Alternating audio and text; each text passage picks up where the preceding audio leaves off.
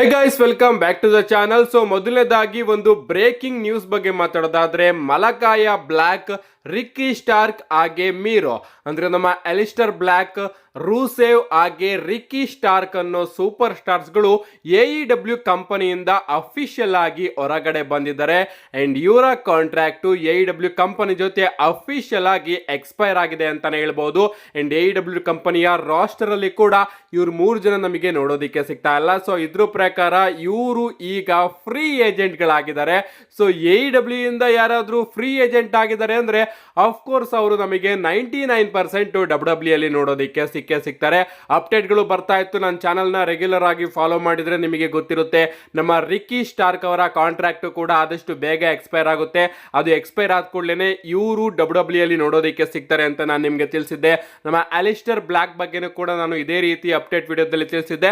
Royal rumble ಅಲ್ಲಿ ಇವರು ನಮಗೆ ನೋಡೋದಿಕ್ಕೆ ಸಿಗೋದಿಲ್ಲ, ಯಾಕಂದ್ರೆ ರಾಯಲ್ ರಂಬಲ್ ಅಲ್ಲಿ ಇನ್ನೂ ಕೂಡ ಇವರ ಕಾಂಟ್ರಾಕ್ಟ್ ಎಕ್ಸ್ಪೈರ್ ಆಗಿಲ್ಲ. ಎಕ್ಸ್ಪೈರ್ ಆದ ಕೂಡಲೇ WWE ಅವರು ಕೂಡ ನಮ್ಮ ಅಲಿಸ್ಟರ್ ಬ್ಲ್ಯಾಕ್ ಬಗ್ಗೆ ಇಂಟ್ರೆಸ್ಟಿಂಗ್ ಆಗಿದ್ದಾರೆ. ಅಂಡ್ ಇವರು ಕೂಡ 100% ನೋಡೋದಿಕ್ಕೆ ಸಿಗ್ತಾರೆ ಅಂತ ನಾನು ನಿಮಗೆ ವಿಡಿಯೋದಲ್ಲಿ ತಿಳಿಸಿದ್ದೆ. ಅಂಡ್ ನಮ್ಮ ಮೀರೋ ಅಂದ್ರೆ ರೂಸೇವ್ ಅವ್ರನ್ನು ಕೂಡ WWE ಅವರು ಕರ್ಕೊಂಡು ಬರೋದಕ್ಕೆ ಸಿಕ್ಕಾಪಟ್ಟೆ ಇಂಟ್ರೆಸ್ಟಿಂಗ್ ಆಗಿದ್ದಾರೆ ಅಂತ ತಿಳಿಸಿದ್ದೆ. ಅಂಡ್ ಈಗ ಈ 3 ಜನ ಕೂಡ ಫ್ರೀ ಏಜೆಂಟ್ ಗಳಾಗಿದ್ದಾರೆ.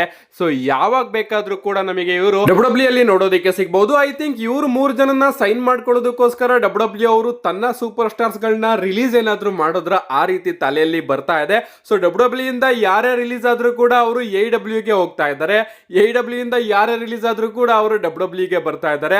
ನಿಜವಾಗ್ಲೂ ಇದರಲ್ಲಿ ಪ್ರಾಫಿಟ್ ಮಾತ್ರ WWE ಕಂಪನಿಗೆನೆ ಆಗ್ತಾ ಇರೋದು. ಯಾಕಂದ್ರೆ WWE ಇಂದ AEW ಕಂಪನಿಗೆ ಹೋದವರ ಗತಿ ಏನಾಗಿದೆ ಅಂತ ನಾವು ನೋಡ್ತಾ ಇದೀವಿ. ಅಂಡ್ ಅದೇ ರೀತಿ AEW ಕಂಪನಿಯಿಂದ WWE ಗೆ ಬಂದವ್ರನ್ನ ಯಾವ ರೀತಿ WWE ಅವರು ಯೂಸ್ ಮಾಡ್ಕೋತಾ ಇದ್ದಾರೆ ಅಂತಾನೂ ಕೂಡ ನಾವು ನೋಡಿದೀವಿ. ಏನೇ ಆಗ್ಲಿ, WWE ಅವರು ಮಾತ್ರ ಸಿಕ್ಕಾಪಟ್ಟೆ ಬುದ್ಧಿನ ಯೂಸ್ ಮಾಡ್ಕೋತಾ ಇದ್ದಾರೆ.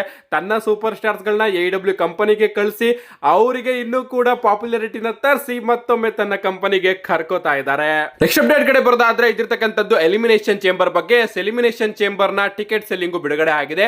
ಎಲಿಮಿನೇಷನ್ ಚೇಂಬರ್ ನಮಗೆ ಟೊರಾಂಟೊ ಕೆನಡಾದಲ್ಲಿ ನೋಡೋದಕ್ಕೆ ಸಿಗ್ತಾ ಇದೆ, ರೋಜರ್ ಸೆಂಟರ್ ಅಲ್ಲಿ. ಅಂಡ್ ಒಂದು ದೊಡ್ಡ ಸ್ಟೇಡಿಯಂ ಅಂತಾನೆ ಹೇಳ್ಬಹುದು. ಅಂಡ್ ಈ ಒಂದು ಸ್ಟೇಡಿಯಂ ಅಲ್ಲಿ 31,157 ಜನರ ಸೀಟಿಂಗ್ ಕೆಪಾಸಿಟಿ ಇದ್ದು, WWE ಅವರು ಈಗಾಗಲೇ 27,738 ಟಿಕೆಟ್ ಗಳನ್ನ ಸೋಲ್ಡ್ ಔಟ್ ಮಾಡಿದ್ದಾರೆ. ಅಂಡ್ ಉಳಿದಿರೋದು ಕೇವಲ 3,419 ಟಿಕೆಟ್ಸ್ ಗಳು ಮಾತ್ರ. ಸೊ ಇನ್ನು ಕೂಡ 19 ದಿನ ಬಾಕಿ ಇದೆ. ಸೊ ಆದಷ್ಟು ಬೇಗ ಉಳಿದಿರ್ತಕ್ಕಂತಹ ಟಿಕೆಟ್ ಗಳು ಕೂಡ ಮಾರಾಟ ಆಗಿ ಎಕ್ಸ್ಟ್ರಾ ಟಿಕೆಟ್ ಗಳನ್ನ WWE ಅವರು ಓಪನ್ ಮಾಡ್ತಾರೆ ಅನ್ಕೋತೀನಿ. ಏನೇ ಆಗ್ಲಿ, ಎಲಿಮಿನೇಷನ್ ಚೇಂಬರ್ ಕೂಡ ಒಂದು ಫುಲ್ ಪ್ಯಾಕೇಜ್ ಸ್ಟೇಡಿಯಂ ಅಲ್ಲಿ ನಮಗೆ ಈ ಬಾರಿ ನೋಡೋದಕ್ಕೆ ಸಿಗ್ತಾ ಇದೆ. ನೆಕ್ಸ್ಟ್ ಅಪ್ಡೇಟ್ ಕಡೆ ಬರೋದಾದ್ರೆ, ಇದಿರ್ತಕ್ಕಂಥದ್ದು ನಮ್ಮ ಜಾನ್ ಸಿನಾ ಅವರ ಬಗ್ಗೆ. ರೀಸೆಂಟ್ ಆಗಿ ನಮ್ಮ WWE ಅವರು ಜಾನ್ ಸಿನಾ ಅವರ ಕರಿಯರ್ ನ top 10 most heart breaking losses ಗಳನ್ನ ಲಿಸ್ಟ್ ಮಾಡಿದ್ದಾರೆ. ಅಂಡ್ ಟಾಪ್ 10 ಅಲ್ಲಿ ಯಾವ್ದಿದೆ ಅಂತ ನೀವು ಇಲ್ಲಿ ನೋಡ್ತಾ ಇರಬಹುದು. ಟಾಪ್ 10 ನಲ್ಲಿ ಸಮ್ಮರ್ ಸ್ಲಾಮ್ 2011 ನಮ್ಮ ಜಾನ್ ಸಿನಾ ಅವರು CM ಪಂಕ್ ಅವರ ವಿರುದ್ಧ ಸೋತಿದ್ರಲ್ಲ, ಆ ಒಂದು ಮೂಮೆಂಟ್ ಇದೆ. ಟಾಪ್ 9 ಅಲ್ಲಿ ರಾಯಲ್ ರಂಬಲ್ 2011 ನಮ್ಮ ಜಾನ್ ಸಿನಾ ಅವರು ಸೋತಿದ್ರಲ್ಲ, ಆ ಒಂದು ಮೂಮೆಂಟ್ ಇದೆ.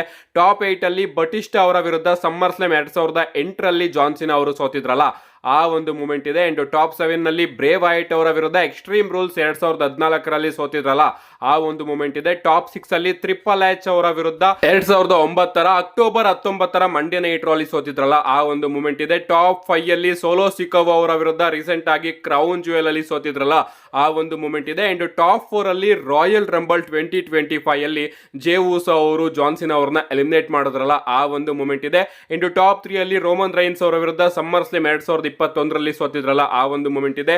ಅಂಡ್ ಟಾಪ್ 2 ಅಲ್ಲಿ ವೇಡ್ ಬೆರಿಟ್ ಅವರ ವಿರುದ್ಧ ಎಲ್ಲಿನೆಸ್ 2010 ಸೋತಿದ್ರಲ್ಲ, ಆ ಒಂದು ಮೂಮೆಂಟ್ ಇದೆ. ಅಂಡ್ ಟಾಪ್ 1 ನಲ್ಲಿ ರಾಕ್ ಅವರ ವಿರುದ್ಧ ರಸ್ಸಲ್ ಮೇನಿಯಾ 28 ಅಲ್ಲಿ ಸೋತಿದ್ರಲ್ಲ, ಆ ಒಂದು ಮೂಮೆಂಟ್ ಇದೆ. ಸೊ ಇಷ್ಟು ನಮ್ಮ ಜಾನ್ ಸಿನಾ ಅವರ ಕರಿಯರ್ ನ ಟಾಪ್ 10 ಹಾರ್ಟ್ ಬ್ರೇಕಿಂಗ್ ಲಾಸಸ್ ಗಳಂತೆ. ಸೊ ರಾಯಲ್ ರಂಬಲ್ ಅಲ್ಲಿ ನಮ್ಮ ಜಾನ್ ಸಿನಾ ಅವರು ಸೋತಿದ್ನ ಟಾಪ್ 4 ಅಲ್ಲಿ WWE ಅವರು ರ್ಯಾಂಕ್ ಮಾಡಿದ್ದಾರೆ. ನೆಕ್ಸ್ಟ್ ಅಪ್ಡೇಟ್ ಕಡೆ ಬರೋದಾದ್ರೆ, ಇದಿರ್ತಕ್ಕಂಥದ್ದು ನಮ್ಮ ಗಂತರ್ ಹಾಗೆ ಜೇ ಊಸೋ ಅವರ ಬಗ್ಗೆ. ನಿಮಗೆ ಗೊತ್ತಿರಬಹುದು, ಇವತ್ತಿನ ಮಂಡ್ಯ ನೈಟ್ ರಾ ಅಲ್ಲಿ ನಮ್ಮ ಜೇ ಊಸೋ ಅವರು ಅಫಿಷಿಯಲ್ ಆಗಿ ಗಂತರ್ ಅವರಿಗೆ ರಸ್ಸಲ್ ಮೇನಿಯಾದಲ್ಲಿ ಚಾಲೆಂಜ್ ಮಾಡಿದ್ದಾರೆ. ಗಂತರ್, ನಾನು ನಿನ್ನನ್ನ ಚೂಸ್ ಮಾಡ್ತಾ ಇದ್ದೀನಿ ರಸ್ಸಲ್ ಮೇನಿಯಾಗೆ ಅಂತ. ಇದಾದ್ಮೇಲೆ ರಸ್ಸಲ್ ಮೇನಿಯಾ 41 ನ ಮೊದಲ ಮ್ಯಾಚ್ ಕಾರ್ಡ್ ಕೂಡ ನೀವು ಇಲ್ಲಿ ಗಮನಿಸ್ತಾ ಇರಬಹುದು. ಮ್ಯಾಚ್ ಕಾರ್ಡ್ ಡೀಸೆಂಟ್ ಆಗಿ ನನಗೆ ಕಾಣಿಸ್ತಾ ಇದೆ. ಈ ಬಾರಿಯ ರಸ್ಸಲ್ ಮೇನಿಯಾ ಮೇನಿಯಾ 41 ನ ಥೀಮೇ ಒಂದ್ ರೀತಿ ಪೋಕರ್ ಕಾರ್ಡ್ಸ್ಗಳು ಅಂದ್ರೆ ಈ ಸ್ಪೀಡ್ ಕಾರ್ಡ್ಗಳ ರೀತಿ ನಮಗೆ ನೋಡೋದಕ್ಕೆ ಸಿಗ್ತಿರೋದ್ರಿಂದ ಸೊ ಕಾರ್ಡ್ಸ್ಗಳ ಮಧ್ಯೆನೇ ಇವರಿಬ್ಬರ ಗ್ರಾಫಿಕ್ ನಮಗೆ ನೋಡೋದಕ್ಕೆ ಸಿಗ್ತಾ ಇದೆ. ಆನೆಸ್ಟ್ ಆಗಿ ಹೇಳ್ತೀನಿ, ಡೀಸೆಂಟ್ ಗುರು ಅಂತ ಅನಿಸ್ತು. ಅಷ್ಟೊಂದೇನು ಅದ್ಭುತವಾಗಿ ನಮಗೆ ಈ ಒಂದು ಮ್ಯಾಚ್ ಕಾರ್ಡ್ ನೋಡೋದಕ್ಕೆ ಸಿಗ್ತಾ ಇಲ್ಲ. ಪ್ರಾಬಬ್ಲಿ ಮುಂದೆ ಇದನ್ನ ಇಂಪ್ರೂವ್ ಮಾಡಬಹುದು ಅನ್ಕೋತೀನಿ. ಡಬ್ಲ್ಯೂ ಅವರು ಯಾವ ರೀತಿ ರೆಸಲ್ ಮೇನಿಯಾ 39 ಗ್ರಾಫಿಕ್ ಕಾರ್ಡ್ ನ ಇಂಪ್ರೂವ್ ಮಾಡಿದ್ರೋ ಅದೇ ರೀತಿ ಇದನ್ನು ಕೂಡ ಇಂಪ್ರೂವ್ ಮಾಡಬಹುದು ಅನ್ಕೋತೀನಿ. ಓವರ್ ಆಲ್ ಡೀಸೆಂಟ್ ಆಗಿತ್ತು ಅಂಡ್ ಫಿಕ್ಸ್ ಆಗಿದೆ ಈ ಒಂದು ಮ್ಯಾಚು ರಸಲ್ ಮೇನಿಯಾ 41ಗೆ.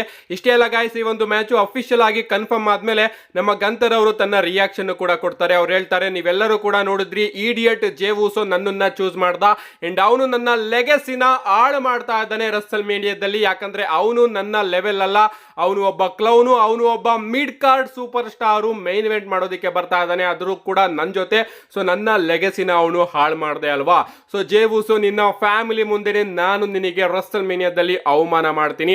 ಅಷ್ಟೇ ಅಲ್ಲ, ನೀನು ನನ್ನನ್ನ ಚೂಸ್ ಮಾಡಿರೋ ತಪ್ಪಿಗೆ ಪ್ರತಿ ದಿನನೂ ಕೂಡ ನಿನಗೆ ನರ್ಕ ಆಗಿರುತ್ತೆ ರಸಲ್ ಮೇನಿಯಾ 41 ಮುಗಿಯೋ ತನಕ ಅಂತ ನಮ್ಮ ಗಂತರ್ ಅವರು ಅಫಿಷಿಯಲ್ ಆಗಿ ತಿಳಿಸಿದ್ದಾರೆ. ಸೊ ಮ್ಯಾಚ್ ಕಾರ್ಡ್ ಕೂಡ ಫಿಕ್ಸ್ ಆಗಿದೆ, ಸ್ಟೇಜ್ ಕೂಡ ಸೆಟ್ ಆಗಿದೆ. ನೋಡೋಣ ಗಾಯ್ಸ್ ಇವರಿಬ್ಬರ ಬುಕ್ಕಿಂಗ್ ಯಾವ ರೀತಿ ಇರುತ್ತೆ ಅಂತ. ನೆಕ್ಸ್ಟ್ ಫೈನಲ್ ಅಪ್ಡೇಟ್ ಕಡೆ ಬರೋದಾದ್ರೆ ಇದ್ದಿರ್ತಕ್ಕಂಥದ್ದು ನಮ್ಮ Cenation leader 16 time world champion John Cena ಅವರ ಬಗ್ಗೆ. ನಿಮಗೆ ಗೊತ್ತಿರಬಹುದು, ನಮ್ಮ ಜಾನ್ ಸೀನಾ ಅವರು ಕ್ಲಿಯರ್ ಆಗಿ ಹೇಳಿದ್ದಾರೆ, ಈ ಬಾರಿ ನನ್ನ ಕನಸು ಏನಪ್ಪಾ ಅಂದ್ರೆ ರಸಲ್ ಮೇನಿಯಾಗೆ ಹೋಗಿ 17 ಟೈಮ್ ಚಾಂಪಿಯನ್ ಆಗೋದು.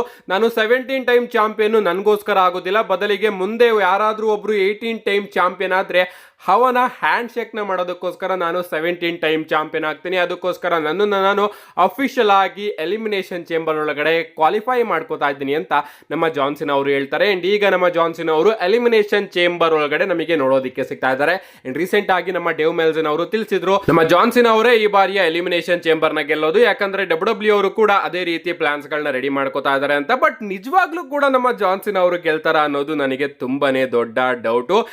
ನನ್ನ ಪ್ರಕಾರ ನೋಡೋದಾದ್ರೆ ಗಾಯ್ಸ್, ಪ್ರಾಬಬ್ಲಿ ಈ ಬಾರಿ ನಮ್ಮ ಜಾನ್ ಸೀನಾ ಅವರು ಗೆಲ್ಲೋದು ಡೌಟು ಅಂತ ನೆನೆಸ್ತಾ ಇದೆ. ನಾನು ಹಿಂದೆಯಿಂದನೂ ಕೂಡ ಹೇಳ್ಕೊಂಡು ಬರ್ತಾ ಇದ್ದೀನಿ, ಪ್ರಾಬಬ್ಲಿ ನಮ್ಮ ಜಾನ್ ಸೀನಾ ಅವರು ರಸಲ್ ಮೇನಿಯಾದಲ್ಲಿ ಚಾಂಪಿಯನ್ ಆಗೋದಿಲ್ಲ, ಅವರ ರಿಟೈರ್ಮೆಂಟ್ ಟೂರ್ ಎಂಡಿಂಗ್ ಟೈಮ್ ಅಲ್ಲಿ ಅವರು ಚಾಂಪಿಯನ್ಶಿಪ್ ನ ಗೆಲ್ಬಹುದು ಅಂತ. ಅಂಡ್ ಪ್ರಾಬಬ್ಲಿ ಡಬ್ಲ್ಯೂ ಅವರು ಕೂಡ ಅದೇ ರೀತಿ ಯೋಚನೆ ಮಾಡ್ತಾ ಇರಬಹುದು, ಯಾಕಂದ್ರೆ ಈಗ ಅಪ್ಡೇಟ್ ಗಳು ಬರ್ತಿರೋ ಪ್ರಕಾರ ನಮ್ಮ ಜಾನ್ ಸೀನಾ ಅವರು ಎಲಿಮಿನೇಷನ್ ಚೇಂಬರ್ ನ ಗೆಲ್ಲೋದಿಲ್ವಂತೆ. ಸೊ ಯಾವ ರೀತಿ ಪಾಸಿಬಿಲಿಟೀಸ್ ನಮಗೆ ಎಲಿಮಿನೇಷನ್ ಚೇಂಬರ್ ಅಲ್ಲಿ ನೋಡೋದಕ್ಕೆ ಸಿಗ್ತಾ ಇದೆ ಅಂಡ್ ರಸಲ್ ಮೇನಿಯಾ 41ಗೆ ಇನ್ನ ಯಾವ ಚೇಂಜಸ್ ಗಳು ನೋಡೋದಕ್ಕೆ ಸಿಗುತ್ತೆ ಅಂತ ಅಪ್ಡೇಟ್ ಗಳು ಬರ್ತಾ ಇದೆ ಅಂತ ನೆಕ್ಸ್ಟ್ ವಿಡಿಯೋದಲ್ಲಿ ತಿಳಿಸ್ಕೊಡ್ತೀನಿ. ಸದ್ಯಕ್ಕೆ ನಮ್ಮ ಜಾನ್ ಸೀನಾ ಅವರು ಎಲಿಮಿನೇಷನ್ ಚೇಂಬರ್ ನ ಗೆಲ್ಲೋದು ಡೌಟ್ ಅಂತ ಅಪ್ಡೇಟ್ ಗಳು ಬರ್ತಾ ಇದೆ. ನಿಮ್ಗೆ ಅನ್ಸುತ್ತೆ ಇದ್ರ ಬಗ್ಗೆ ನಿಮ್ಮ ಅನಿಸಿಕೆನ ಕಮೆಂಟ್ ಮಾಡಿ. ಇವತ್ತಿನ ವಿಡಿಯೋ ಇಷ್ಟೊಂದು ಲೈಕ್ ಮಾಡಿ, ಚಾನಲ್ ಸಬ್ಸ್ಕ್ರೈಬ್ ಮಾಡ್ಕೊಳ್ಳಿ. See you guys in my next video.